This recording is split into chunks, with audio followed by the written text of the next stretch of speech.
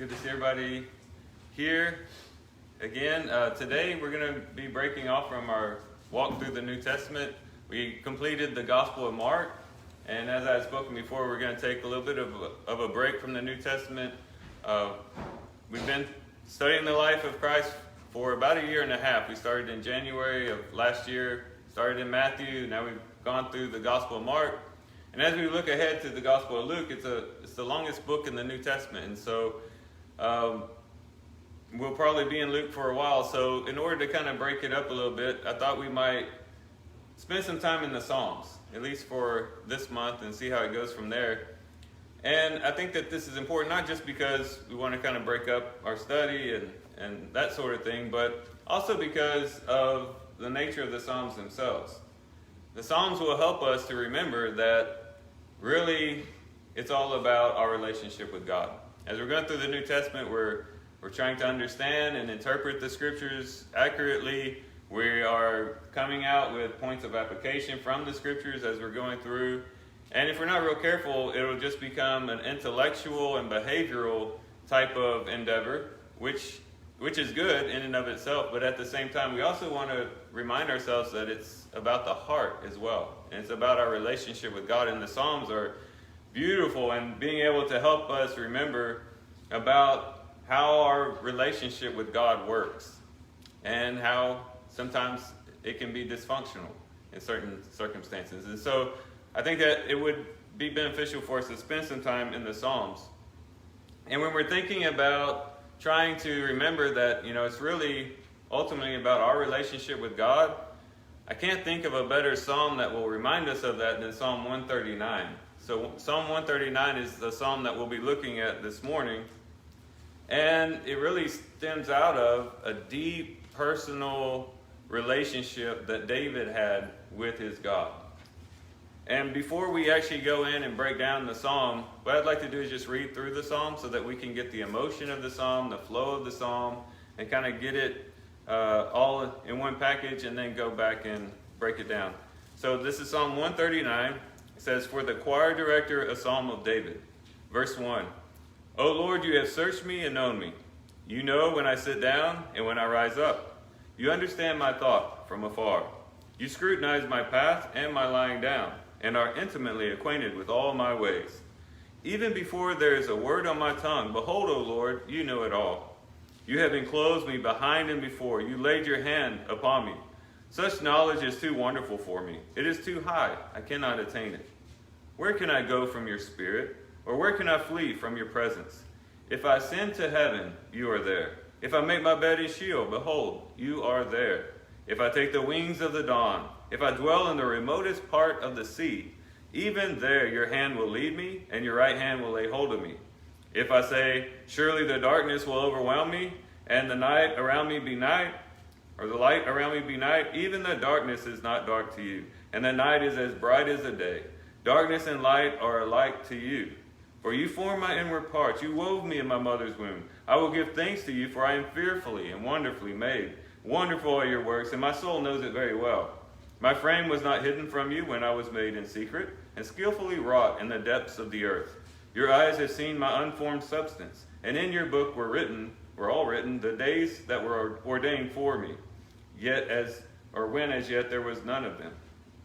How precious also are your thoughts to me, O God! How vast is the sum of them!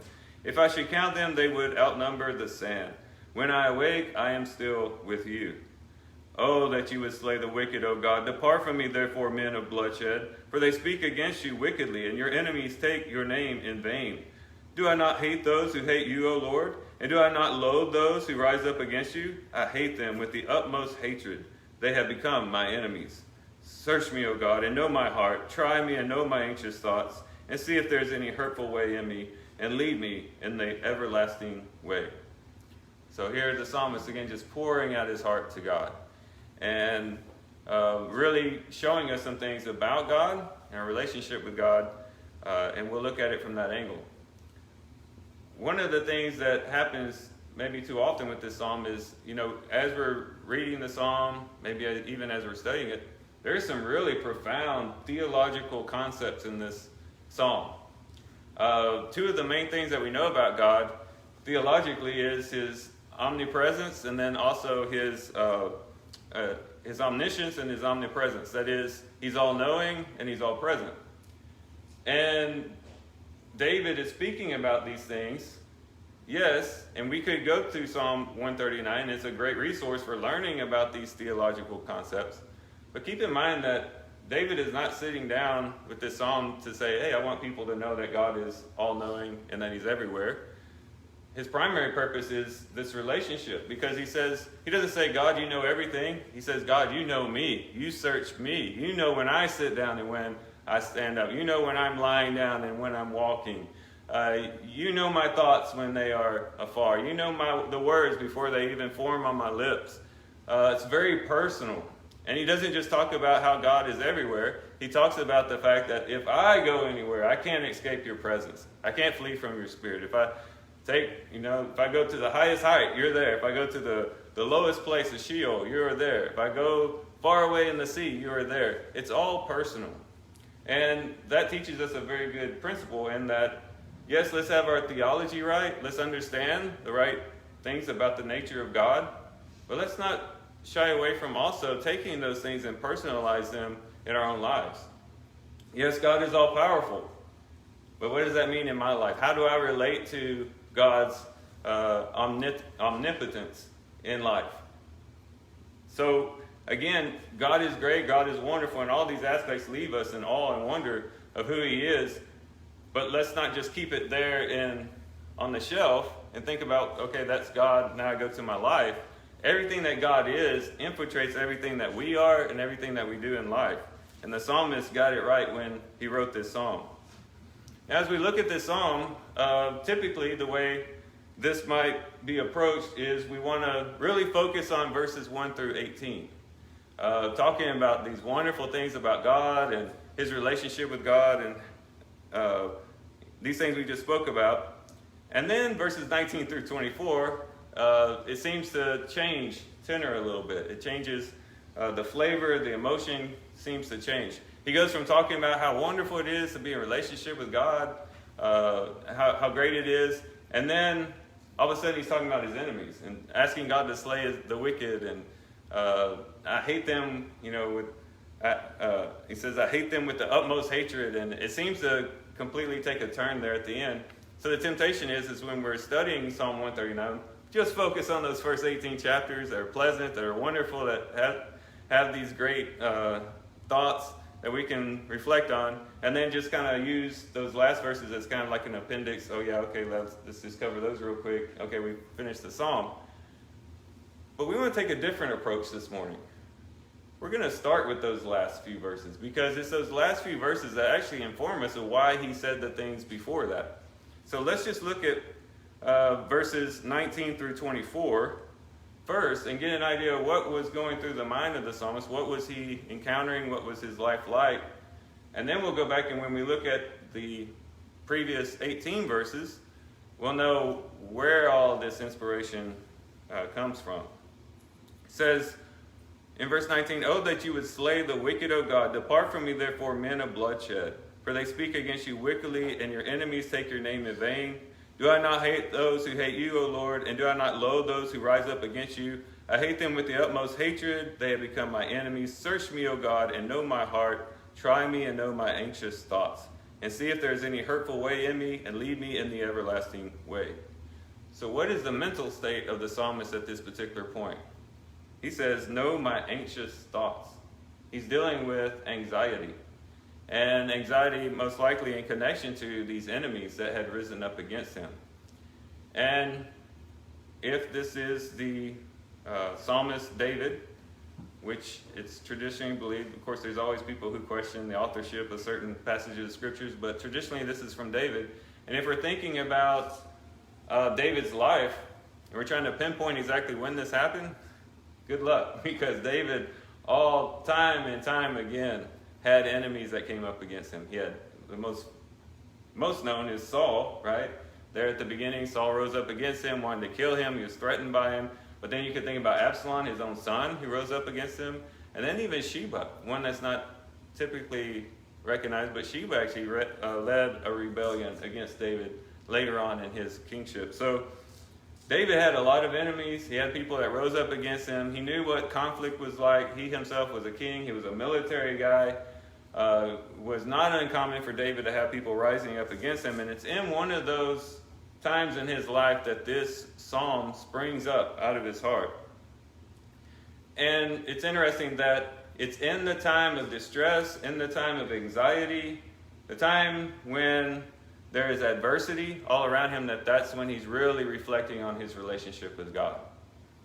And I would encourage you that should be something that spontaneously comes out of us as well. When we encounter those dark times, the hardships, maybe it's loss, maybe it's hardship, maybe it's people coming against us, similar to David, whatever the case may be, persecution, it's always comforting and takes the pressure off a little bit when we recognize exactly who it is we are in relationship with and who it is that we have a relationship with.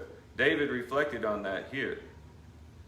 Why is he talking about God slay these people and I hate them with the utmost hatred and all those things? This really seems contrary to what we read in the New Testament, right? Love your enemies, do good to those who persecute you. Romans chapter 12 talks about do not repay evil for evil, but overcome evil with good. Vengeance is mine, I will repay, says the Lord. And this might seem a little bit off from that. Here, David is a man after God's own heart. And we even see in his life that he wasn't really that type of person. He was really one who was accused of loving his enemies more than his friends. When Absalom died, he was on the wall going, "Oh, Absalom, Absalom, my son." And they had to say, "Hey, tone it down, David. These people just risked their lives for you to free you from this rebellion of Absalom, and they're going to lose heart if you keep crying out for Absalom." When Saul died, he wrote a eulogy for Saul, talked about how the mighty had fallen and things like that. David was one who really did love his enemies. So what is he doing here?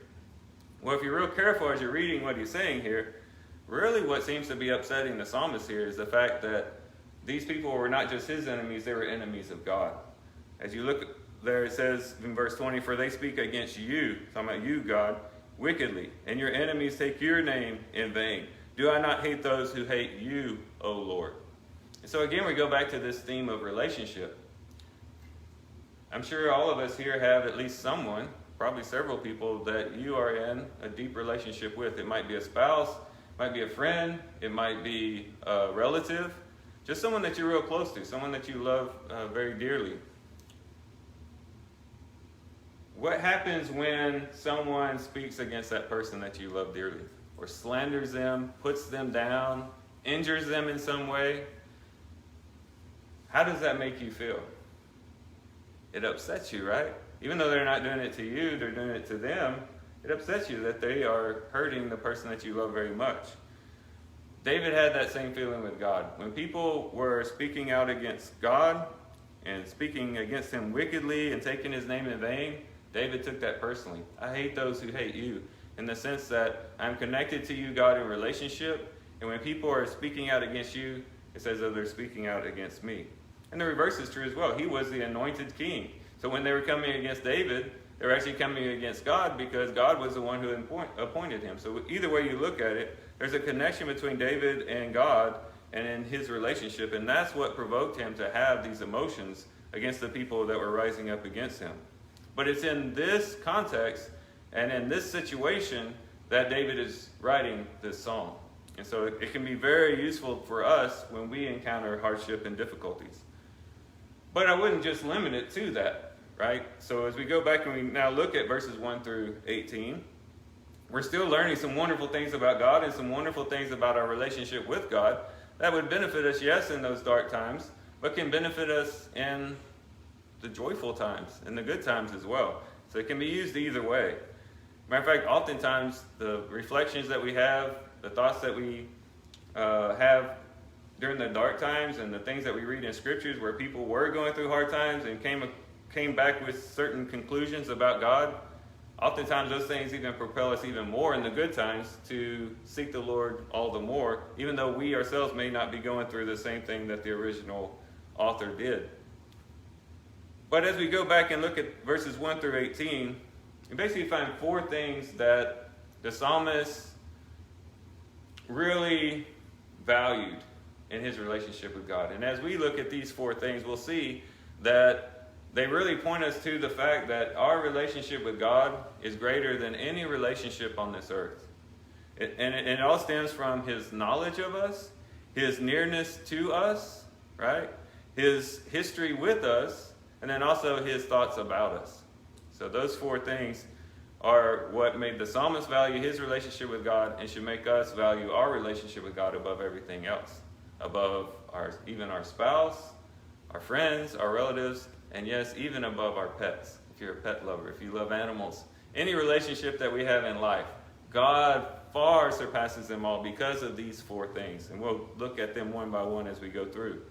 And the first thing, of course, that he talks about is his knowledge of him. He says, "O Lord," verse 1, "you have searched me and known me." And here, when he's talking about you have searched me and known me, it's not like someone who searches something to try to find something out. It's not like God doesn't know something about us, so he searches us so that he can figure it out. It's only that in the knowledge that he has of us, it's as one who does search something out and comes to great knowledge of something. So if I were to go to one of the houses here on the street that I've never been in before, if I went in and searched that house, I would go to every room and I could see everything that was in each room.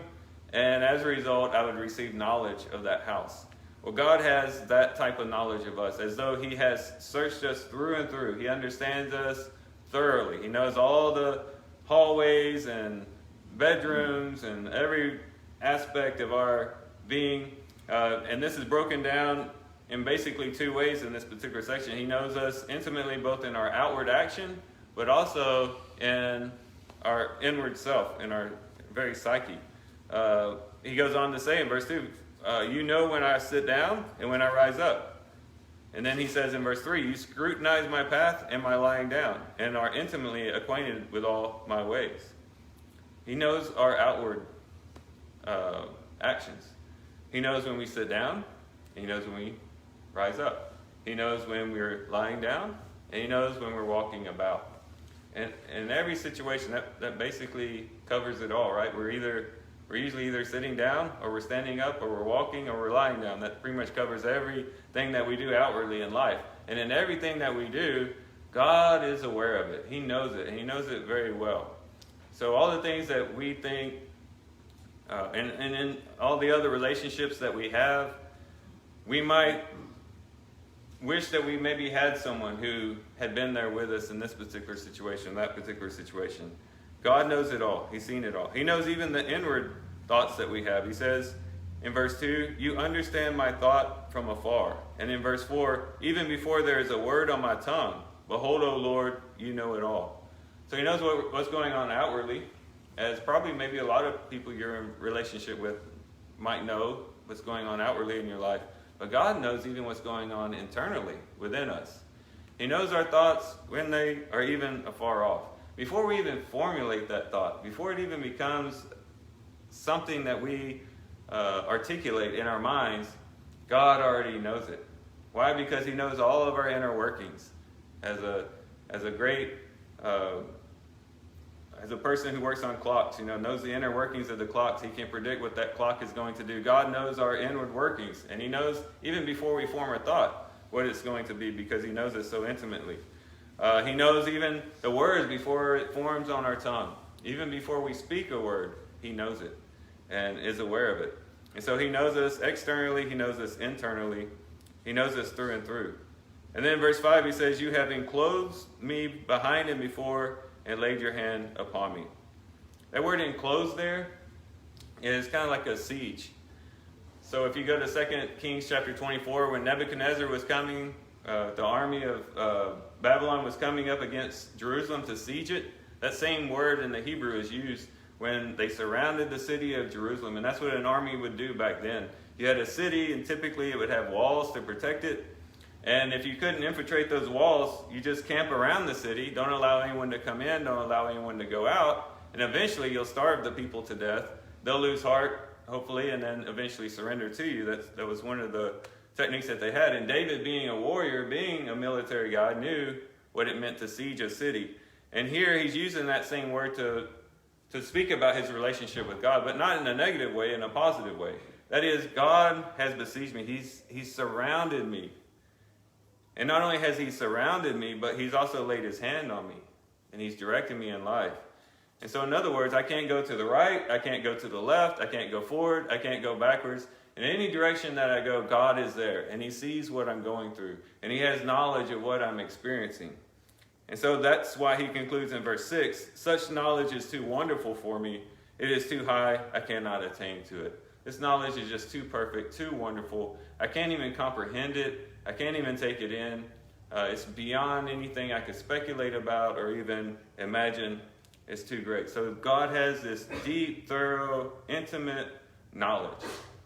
And that's what we value oftentimes, isn't it, when we are engaged in relationship with people. We want people to understand us. We want people to get us. We want people to know. There's always that awkward moment. Maybe it's a Christmas party at the workplace or something, and maybe you're a Texans fan, and one of your coworkers gives you a Dallas Cowboys t-shirt, or vice versa. It's like, you should have known I don't like the Dallas Cowboys, or I don't like the Texans, and you gave me this t-shirt. It's kind of like, come on, don't you know me better than that? Even a husband might give his wife a gift and be completely off and not understanding exactly what she likes. It could happen across the board. But what we value in a relationship is, hey, you know me. You know me intimately. You understand me. You get me. And whenever we have someone who really understands us, those are usually the bonds that are the strongest when we have someone. That's why we have support groups, people who've gone through cancer or maybe some type of other traumatic event. They have these support groups, and you can actually join them and be around people who really understand what you went through. Because oftentimes when we go through something traumatic, we're surrounded by people who are caring and loving and want to help us out, but they don't really truly understand what we've gone through because they haven't experienced it themselves. And those support groups are good for establishing relationship with people who understand. But far above that and beyond that is a God who truly understands what we go through. And he understands better than we do. So we are doing good if we have a relationship with another person who just kind of understands at the same level that we understand. But God understands even deeper than we know. And so when we are establishing a relationship with him, we're establishing a relationship with someone who knows us inside out, forwards and backwards, side to side. He knows us completely. And so that should cause us to value our relationship with him even above the closest relationships we have with other people or animals or anyone else. But then he goes into this section about his nearness to us. And this is probably the most popular section in Psalm 139. But in verse 7 he says, "Where can I go from your spirit? Or where can I flee from your presence?" Now here he's not asking the question so that he can get away from God's presence and away from God's spirit. Obviously not. These are rhetorical questions. But he's basically making the statement that there is nowhere he can go to flee from his presence, to go from his spirit. And this is not to cause fear in people. In other words, he's not putting these statements in his psalm so that we can walk away with saying, "Be careful, little eyes, what you see. Be careful, little eyes, what you see, because the Father up above is looking down in love. Oh, be careful, little eyes, what you see." It's not to say, "Oh, you better watch what you're doing because God's watching you." That is true, and that's implied in this text. But primarily what he's saying is that's a wonderful thing, that God is with you, that you can't escape God's presence. You can't get away from him. No matter where you try to go, you can't escape. And that is seen by the psalmist as one of the most precious things about his relationship with God. David was a person who was on the go, especially early on in his life. He spent some time in the wilderness of Judea. He spent time even in the Philistine area, Hebron, eventually settled in Jerusalem. He was a person who was always moving about, always trying to evade his enemies. He knew what it was like to travel. And he recognized the fact, hey, when I was in Philistine territory, God was there with me. When I was in the wilderness of Judea, in the stronghold I built there, God was there with me. Even in Jerusalem, where I've constructed this tent for the Lord, and the Ark of the Covenant is, I know that God is there. No matter where I'm at, God is there. And David had recognized that looking back on his life. In verse 8, "If I ascend to heaven, you are there. If I make my bed in Sheol, behold, you are there." Back then, to ascend into heaven, that was something unheard of course, we have airplanes now. We can ascend high. We can even get in a space shuttle and go into space. But David's ahead of us on this. He says, even if you do that, God will still be there. You can't escape God. He's present. But even if you go down into Sheol, King James would say into hell, but Sheol probably more accurate. It's talking about the place of the dead. God would be there. In other words, the highest height, the lowest low, God is there. Verse 9, if I take the wings of the dawn, if I dwell in the remotest part of the sea, even there your hand will lead me, and your right hand will lay hold of me. So even if I was to mount upon light and go the speed of light across the horizon from the east on the wings of the dawn, and I was to travel at light speed across the horizon or across the atmosphere, still God would be there with me. And even if I'd go to the farthest place of the sea, and back then there was a lot of parts of the sea that had not yet been explored. People back then, they were afraid to go too far in the sea, thought they might fall off the edge of the earth. But here he said, even if I went to the deepest part of the seas, God would be there. And then he says, if I say surely the darkness will overwhelm me, and the light around me will be night, even the darkness is not dark to you, and the night is as bright as the day. Darkness and light are alike to you. In other words, even if I stay where I'm at, and all darkness encompasses me, I'm not going up into heaven, I'm not going down into Sheol, I'm not going with the wings of the dawn across the sky, I'm not going to the farthest parts of the sea, I just stay here, but around me, surrounding me is deep, abiding darkness. Even there, God's presence is there. And even there, he knows what I'm going through and what I'm experiencing. So God is always present with the psalmist, and that was a very precious and wonderful thing to him. And it ought to be for us as well. Because as we reflect on relationships that we either have today or have had in the past, one of the most torturous things about relationships in this life is the fact that we can't always be with our loved ones. And those who have lost their loved ones in death know this more than probably anybody else. You love someone dearly, you've built a relationship with them, maybe because you understand each other, built upon the knowledge that you've had accumulated over the years, and you just really love a person. But then the reality sets in. I can't always be with this person. Either we'll be separated by death, we'll be separated because they move off somewhere, even our children, they grow up and they leave the nest. Constantly throughout our lives, we're experiencing this separation in relationship of the presence of the person that we love. But with God, we never have to experience that. With God, no matter where we are, he's always there. We don't have to worry about him moving off somewhere. We don't have to worry about him dying and us never seeing him again in this life. He's always present with us. Even in death, if we ourselves die, it doesn't separate us from the presence of God. It just ushers us all the more into his presence. Even if the whole earth was to explode or implode or whatever the case may be, if the end of the ages, at the end of the world, again, we'll see God's presence break through even more. And we won't be separated from him even at the end of the world. And so our relationship with God should be valued because it's that one relationship we have that we never have to worry about being separate or being away from the person that we have a relationship with. But then also because of his history with us. In verse 13, he says, for you formed my inward parts. You wove me in my mother's womb. I will give thanks to you, for I am fearfully and wonderfully made. Wonderful are your works, and my soul knows it very well. My frame was not hidden from you when I was made in secret, and skillfully wrought in the depths of the earth.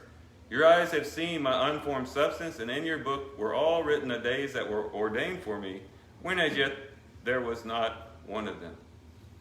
So you can't get more further back in a person's history than when they were formed in their mother's womb. Even there, God knew us. He was intimately aware with us, and this might be tied to that darkness thing because, in the mother's womb, probably one of the darkest places you could inhabit on earth. But at the same time, he's reflecting on the fact that even way back at the beginning, when I was the smallest little speck, God was there. He says, even there you were working in my life. You were bringing my form into being. He says that you were weaving me, and you were forming me right there in my mother's womb, and your eyes even see my unformed substance. So you saw it, you were working, you were active, even in my mother's womb.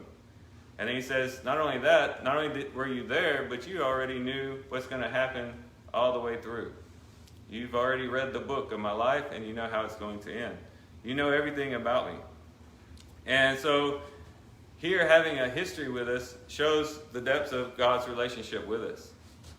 Again, we go back to our relationships with other people. What are some of the relationships that we value the most? It's those relationships that go way back, that we have a history with them.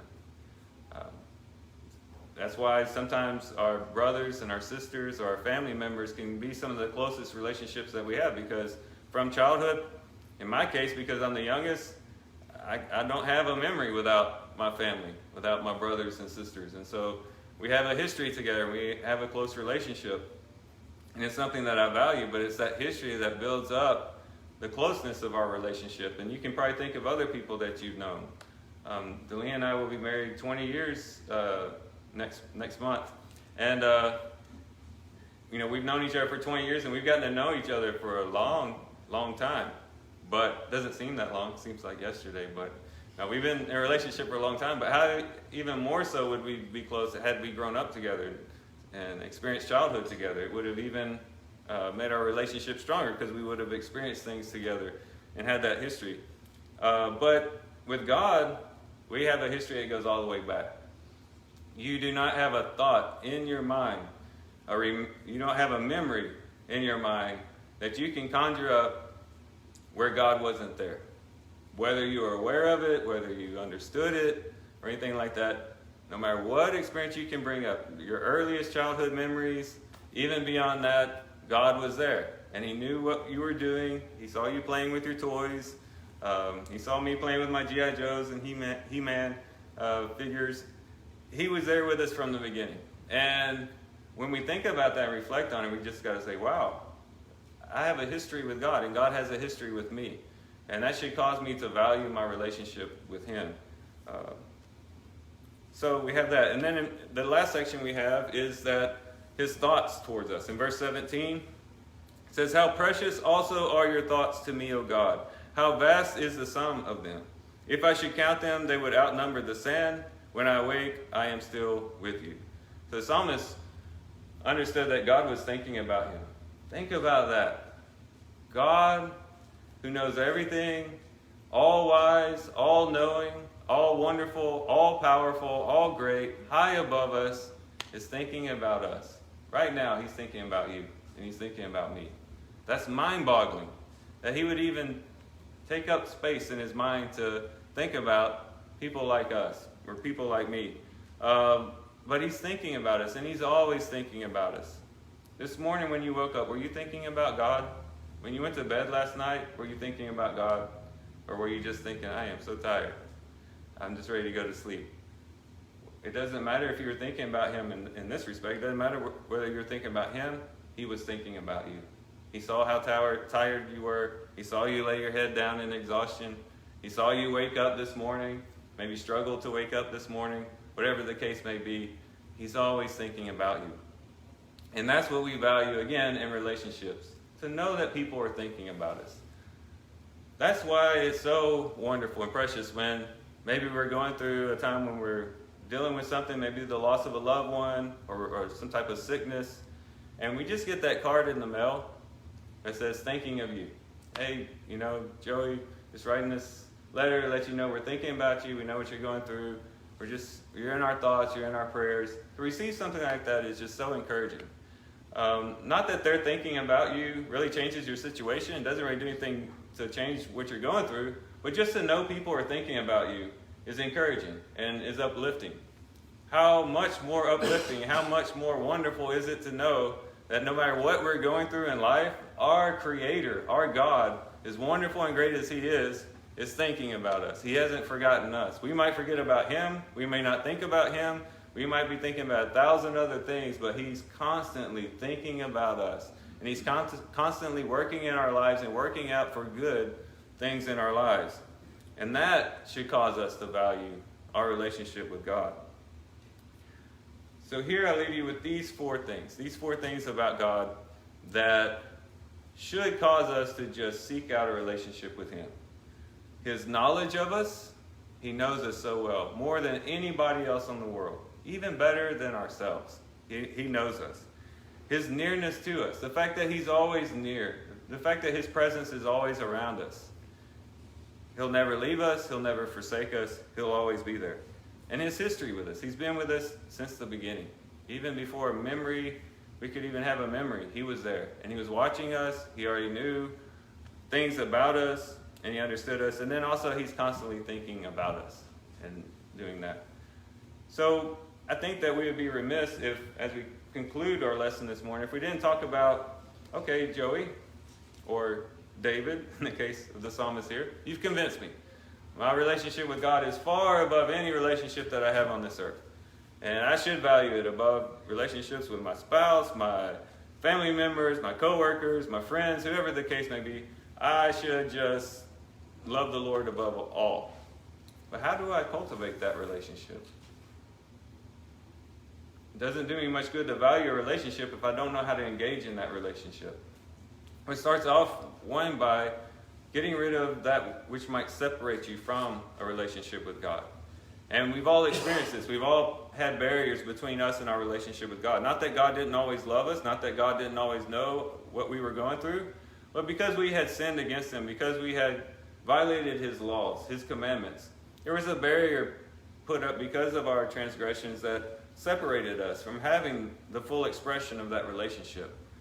And we've all turned aside. The scriptures say we all like sheep have turned away. We've turned away from the shepherd, even the giver of our lives. And so we have to do something about that barrier that's been put up. And that barrier has been struck down and put down through Jesus Christ as we accept him and as we give our lives over to him, as we repent of those sins and say, Lord, I'm not going to walk in that way anymore. I repent, I turn away, I have a change of mind now, a change of heart, and now I want to live for you. And we express that by through faith, by repentance, and also being baptized. Baptism is a beautiful picture of that, of us going down into the waters to say, look, I'm dying, I'm drowning the old self, I'm going to be buried with God, or with Christ in baptism, and then I'm going to be raised to walk in newness in life. And in that newness of life is going to be a newness of relationship with God, a restored relationship. A fancy word used in Scripture is reconciliation. The relationship has been reconciled between us and God. That's the starting point. But even past that, we can cultivate our relationship with God. And how do we do that? So let's say we're already a Christian.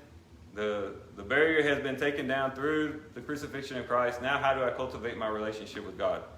It's really not hard. It's not complicated. It's the way that you really build up any relationship. And there's basically 3 ways you do it. The first 2 actually fall under communication. What relationship do you have?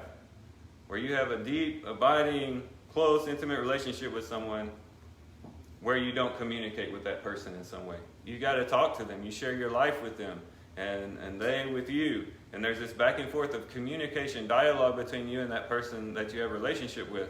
And the same thing is true with us and God. If we want to have a close relationship with him and we want to cultivate this relationship, there's got to be communication.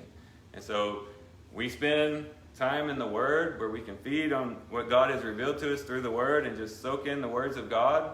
We get to know his nature, what he's like. We get to know what he likes, what he dislikes. We get to learn how he's worked in other people's lives. And we really get to know him and let him speak to us through his Word. But at the same time, we're not just listening to his Word. We're also sharing our life with him and communicating to him in prayer and saying, Lord, I want you to come alongside me in this life. And I want to share life with you. And we do that by communicating to him, speaking to him in the hard times and expressing our concerns in the hard times, but also in expressing our joy to him, our thanksgiving to him when things go good. Just sharing life with God through prayer. So reading the Word is the first. Second, prayer to God. And by the way, the Scriptures can inform our prayer. It's one of the benefits of going through the Psalms because it can give us language when we don't have language. What to say to God in certain circumstances. But reading Scripture, prayer, and then the third one is worship. And wait a minute, I don't have any relationship where I worship somebody. No, you don't worship them in the way that you worship God. But how is it that you create a greater bond between yourself and another human being? But by thinking about what you like about them and thinking about how good they make you feel when you're around them. This could be, I guess, most evident in a marriage, a husband and wife. Thinking about your wife while you're working, thinking about how much you love her, the good things that she does for you, the fact that she's taking care of these things so you can take care of those things, and vice versa with the wife and the husband. If it's a friend, thinking about the things that they've done, the things that you've had, just reflecting on them, reflecting on what you value about them, doesn't that strengthen your relationship with a person? And wouldn't the same be true with God? As we reflect on His wonder, His majesty, His greatness, the wonderful things that He's done in our lives, as we think about how much we love Him and we think good thoughts towards Him and we praise Him, that's going to strengthen our relationship with Him, because we're constantly filling our mind with good things about God. Being thankful for what He's done, just reflecting on the goodness of God, it's going to strengthen our relationship. So first, take care of those sins, break down that barrier, and that's been supplied to us through Jesus Christ.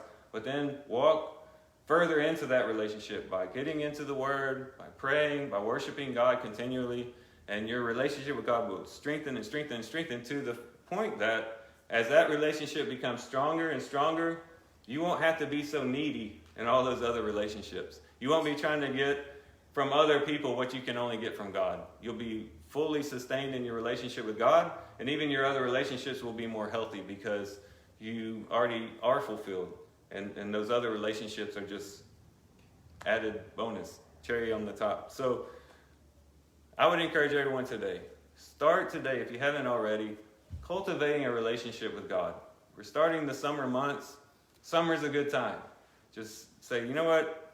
Whatever I said on New Year's about what I was going to do in my spiritual life and those type of things, I'm going to renew my heart for God. I'm going to say I'm going to pick up the mantle. I'm going to keep up with giving my life wholly to God, cultivating that relationship.